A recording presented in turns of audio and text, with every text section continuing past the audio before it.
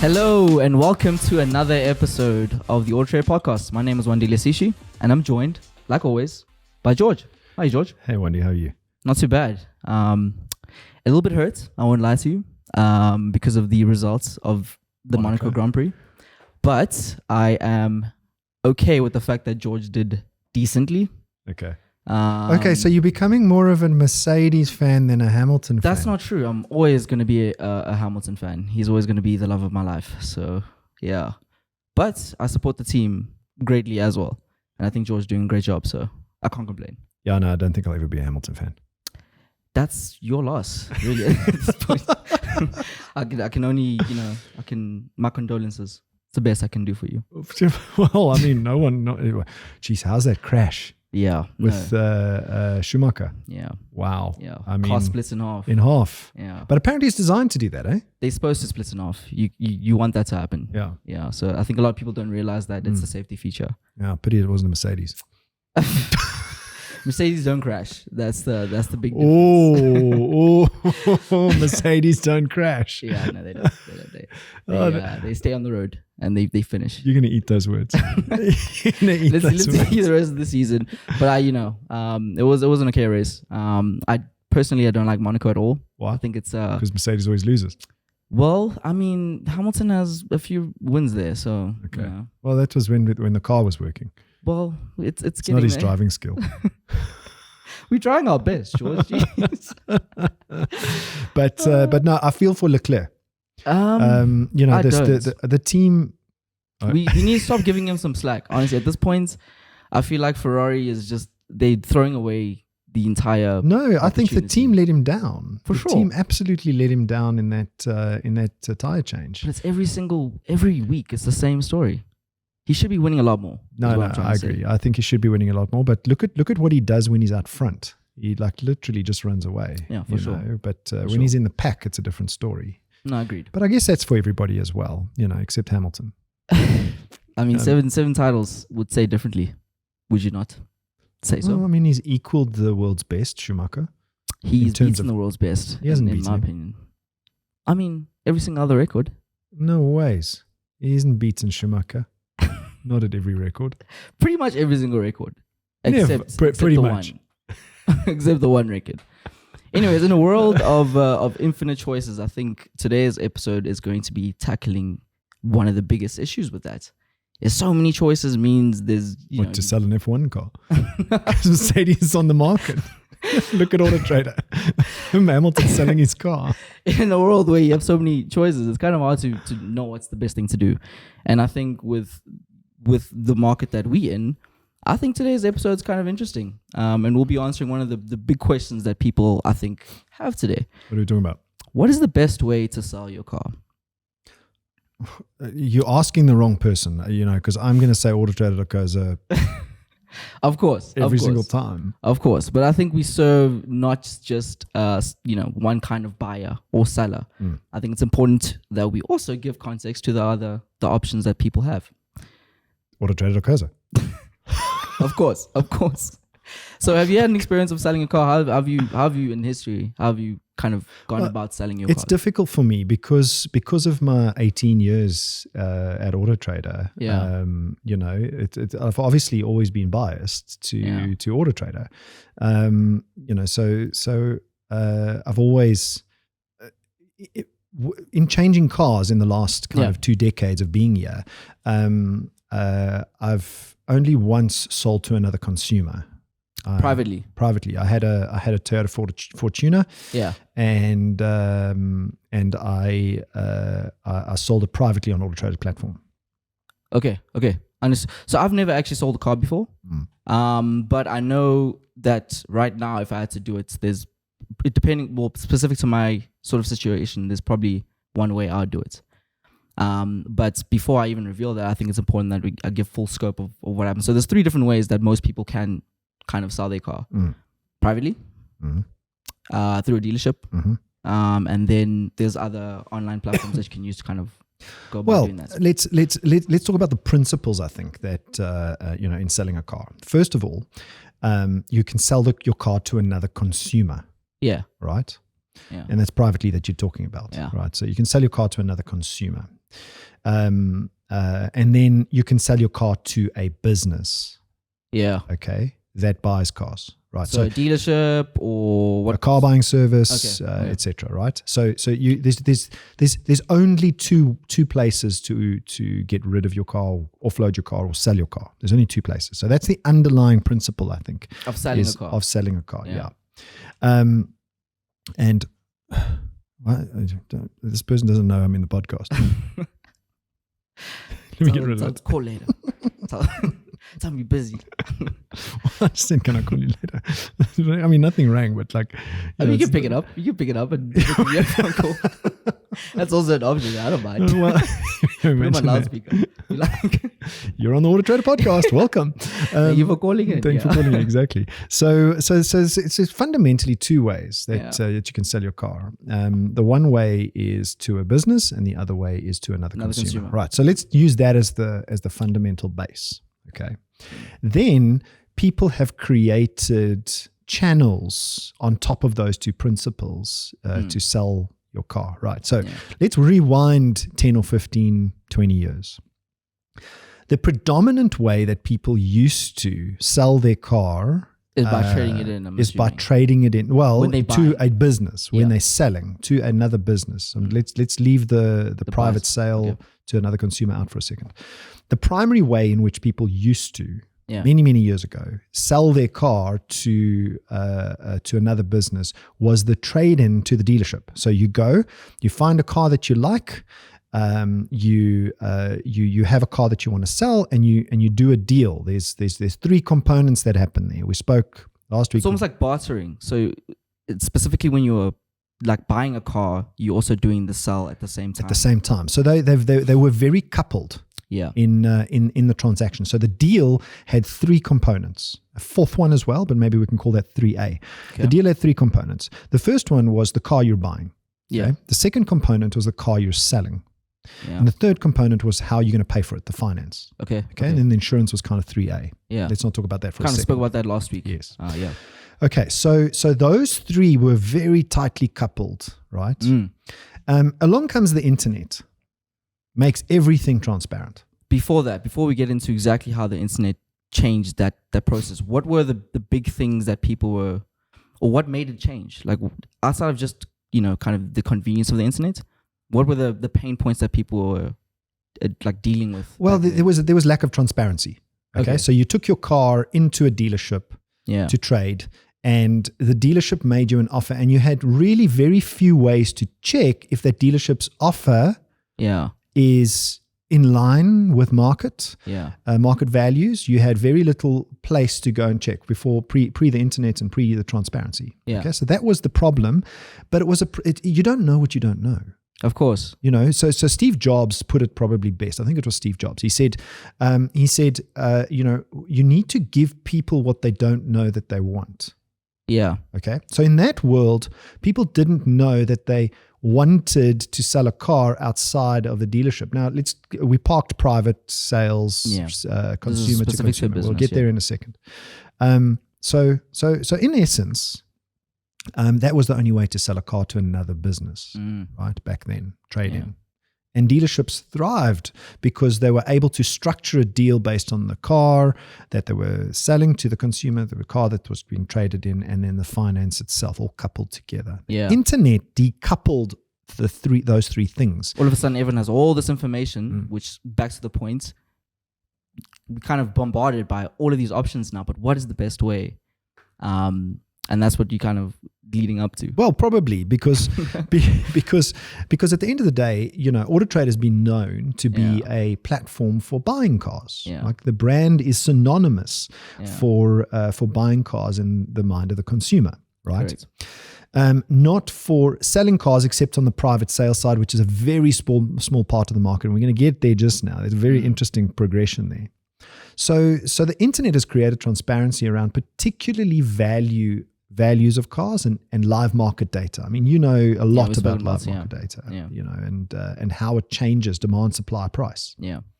So So now the internet comes, and creative businesses, creative car buying services, creative auction platforms, creative businesses that partner up with dealerships in order to get consumers multiple bids on a car, start up. And they leverage the transparency of the internet and the ability to create an online platform to tell the consumer now you don't have to trade your car in. Ultimately, giving the consumer more choice. Just not more than just not necessarily more choice, but rather they now can get or take the option that best suits whatever they're looking for. Yes. Which is price and convenience are the two big. Well, that's exactly speed and price, really, more than anything else. That's exactly what the car buying services did. Was they capitalized on convenience, they capitalized on price, right? Yeah. Because dealers always wanted, and to a large degree still want today, consumers to come to the dealership in order to trade the car or to buy the other car, right? In the world of transparency, the consumer wants you to come to them. Yeah, that's kind of what we're experiencing now, is this idea that you can sell a car within like a day, really, more than anything else. Well, I mean, that is our instant offer product, okay? Mm-hmm.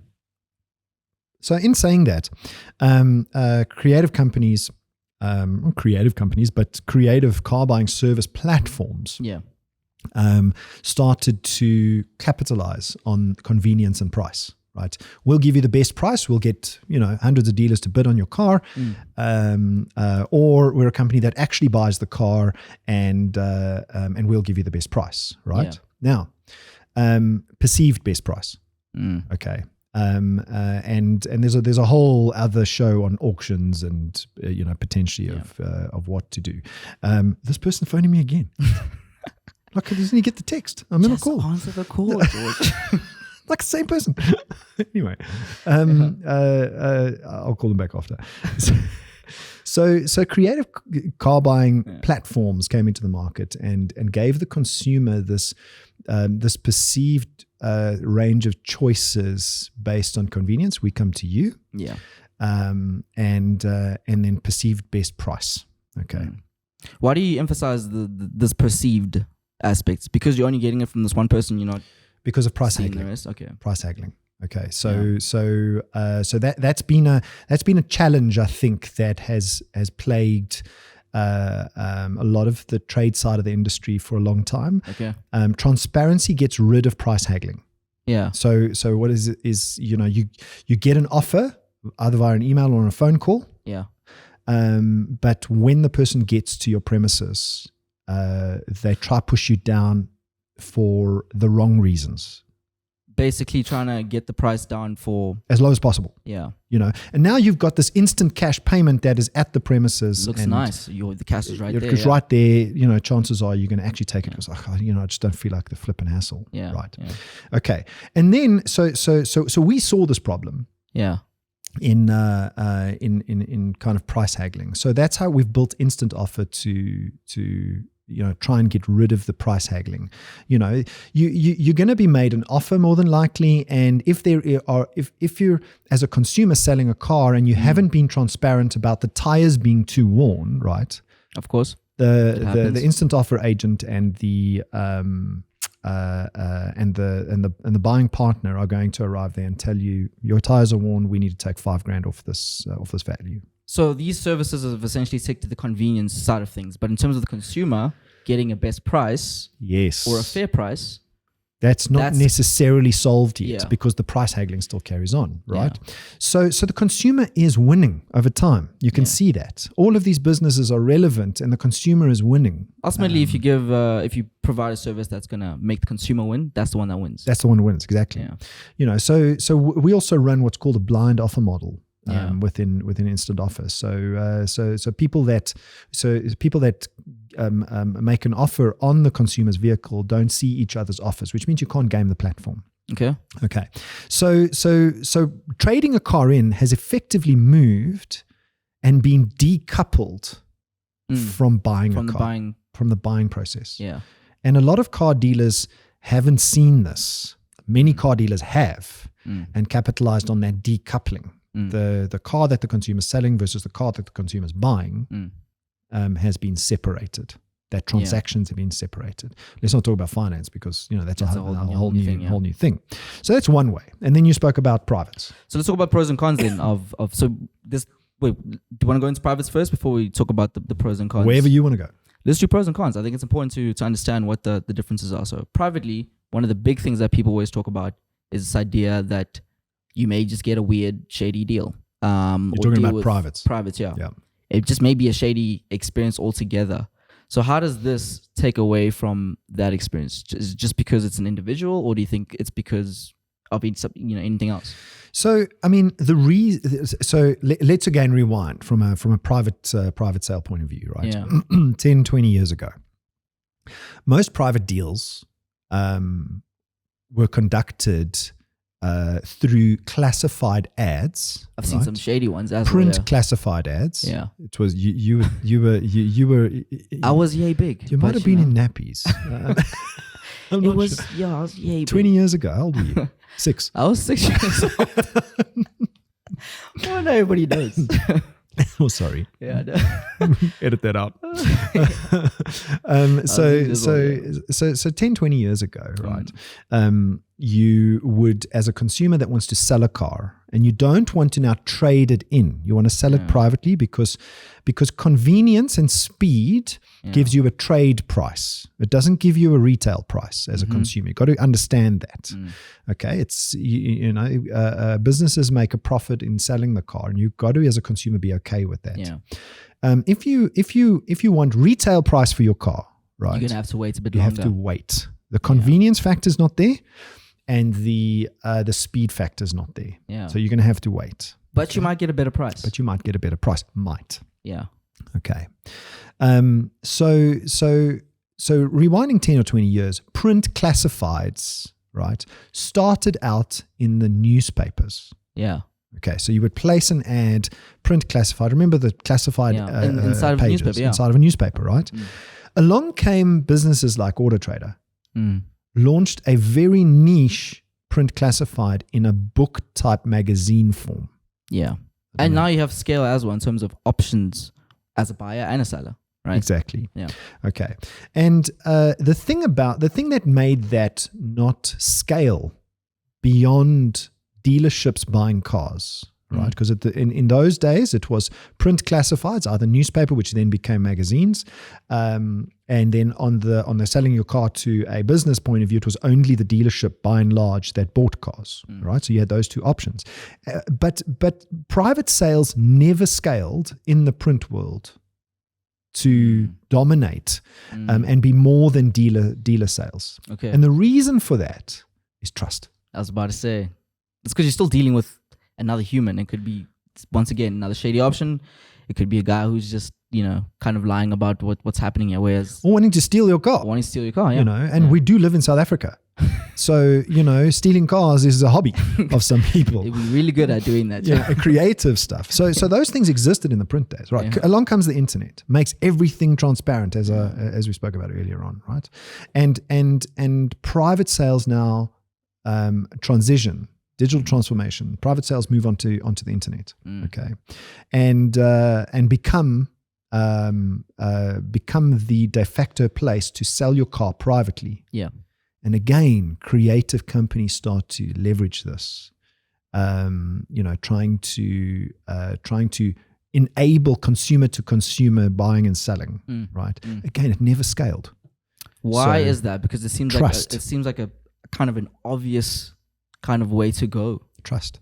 People don't trust people. Well, I mean, newspaper print classifieds, right, turned into horizontal classifieds online. Yeah. Okay. And horizontal classifieds are like AutoTrader is not a horizontal. AutoTrader is a vertical classifieds. We do cars. Yeah, and vehicles, nothing more. Whereas a horizontal classified does more than just cars. They do desks, chairs, everything, right? Yeah. So that's where most of the consumer selling went.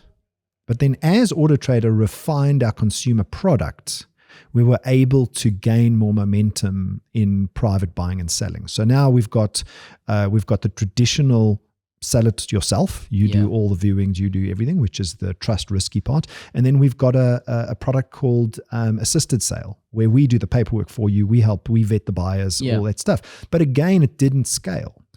What's in terms of the price, convenience, and speed, what is the big difference between those two things versus an instant offer, for instance? Well, I think trust and speed are the two things that consumers just don't want. Yeah. Out of the private, they don't want to give up the time. They don't want to take 4, 6, 8 weeks to sell their car. And then the convenience factor. So our assisted sale solves for some of the convenience factor because we're doing all the paperwork for you, all of that stuff. Yeah. But then if you have to, it has to logically be deduced that because that product doesn't scale, okay, that now because now it's convenient, right? We've solved the convenience problem. It just means that consumers will give up price for speed. For speed. Yeah. I want the money now. Okay. So it seems to culminate in this fact, or should I say, concept that the money earlier means I'll give up some of that money. Yeah. Well, the speed earlier means you'll give up some of the money. Yes, exactly. Yeah. Exactly. Okay, that makes sense. So what's the difference between instant offer? This will be the third sort of option. What's the difference between that now between this? Well, instant offer is another creative car buying service, if you want to call it, right? Yeah. But we've done it right. We've taken about 2 years to build this thing for the consumer specifically. For the consumer in mind. With the consumer in mind, yes. Yeah.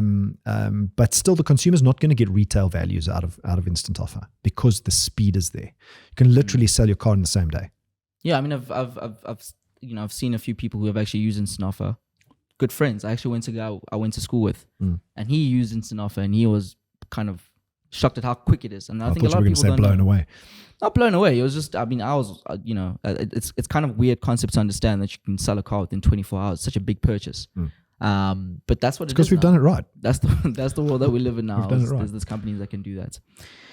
Anyways, so what about paperwork in all of these? Does that have any sort of, is the convenience still there in terms of?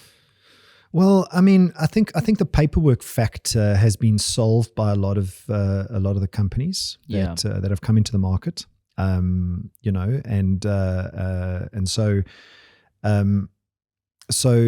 the paperwork pain point is still on the buying side. No, okay. I don't know. The same dude now is messaging me. Just call him. Just let him. I keep saying. No, I'm like. He's a friend of mine, and I think I know what he wants. He wants to get into my aircraft hangar.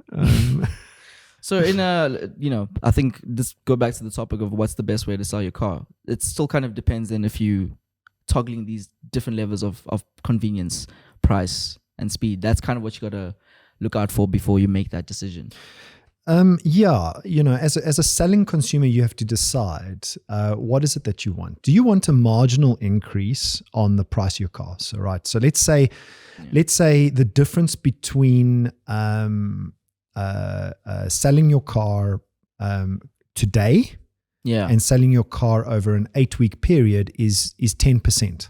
Okay, let's say the margin in it for the companies that buying the car is 10%, which on average probably isn't far off. Okay, is about 10%. So let's say you're selling a 300,000 Rand car. Okay, that's a 30,000 Rand difference. Yeah. Okay, now what you haven't taken into account in that 10% is reconditioning costs. As a consumer, if you want to use the 10% as a benchmark, your car has to be squeaky clean. Perfect tires, no dings. No dings. Seats must be, Yeah, exactly. Because the buyer of the car is going to refurbish the car potentially, get it up to a sellable standard. Yeah. And that's going to knock that 30 grand down off the 300,000 Rand. Now, is it going to be worth you losing out? Because another factor now is the pressure on the consumer because they found the car that they want. Yeah. And that car is going to get sold. Yeah. So I'm under pressure to sell my car now. So you can pay for the one you want to buy. So I can pay for the one I want to buy. I see. Wow, it is really just a balancing act of what works for you and what you need at that moment. Exactly. But ultimately, there are tons of options that you have now, and you just kind of need to, weigh up the options and see which one, works for your situation. Yeah. But yeah, that's pretty much, what's the best way to sell a car? I think it depends. AutoTrader. AutoTrader is basically the best way to do it. And if you want the options, all the options are there. Exactly. But yeah, thanks again for another show, George. It was a good one. See you next time. Hamilton losing. Ever.